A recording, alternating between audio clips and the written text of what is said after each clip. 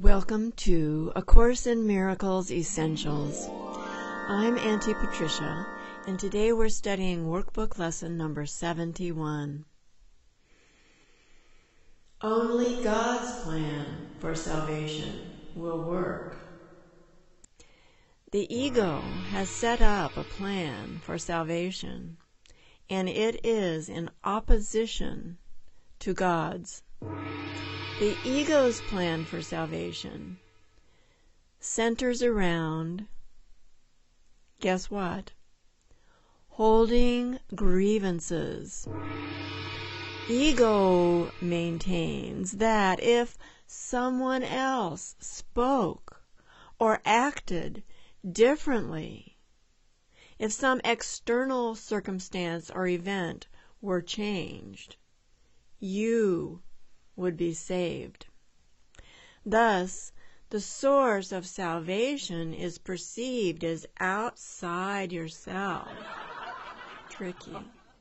Each grievance you hold is a declaration and an assertion in which you believe that says, if this were different, I would be okay. I would be saved.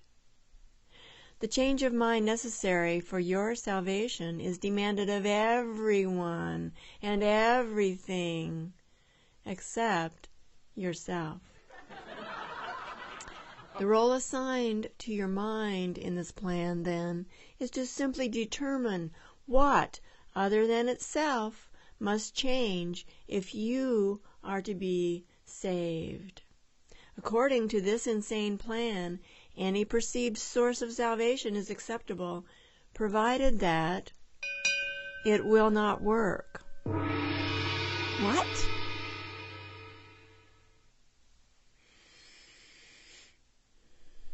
This ensures that the fruitless search will continue, for the illusion persists that although this hope has always failed, that if only someone or something changed, then I would be okay. There still is grounds for hope in other places and other things. Another person will yet serve better. Another situation will yet offer success. This kind of thinking has led us to despair, depression, anger, frustration, hasn't it? And that is the ego's plan for your salvation. What a friend. Surely you can see how it is in strict accord with the ego's basic doctrine, seek but do not find. For what could be more sure to guarantee that you will not find salvation than to put all your efforts in searching for it where it is not? How can you escape all this? Thank God there is another plan, and that God's plan for salvation works, simply because by following His direction, you seek for salvation where it really is. And if you are to succeed, as God promises you will, you must be willing to seek there only. Otherwise, your purpose is divided, and you will attempt to follow two plans for salvation that are diametrically opposed in all ways.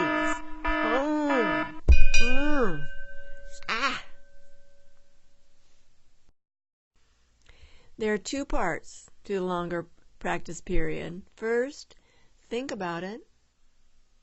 God's plan for your salvation will work, and the ego's plan will not. Then spend the remainder of the practice period asking God to reveal His plan to you. Ask Him very specifically.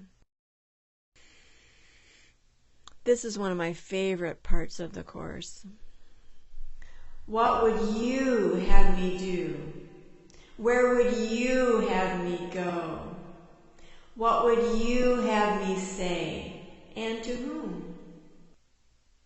Let Him tell you what needs to be done by you in His plan for your salvation. Refuse not to hear.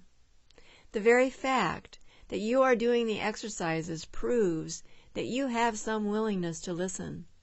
This is enough to establish your claim to God's answer. In shorter practice periods, tell yourself often that God's plan for salvation and only His will work. Be alert to all temptation to hold grievances today. Say, holding grievances is the opposite of God's plan for salvation, and only His plan will work. Try to do this 6 or 7 times an hour. So please come back tomorrow for lesson number 72.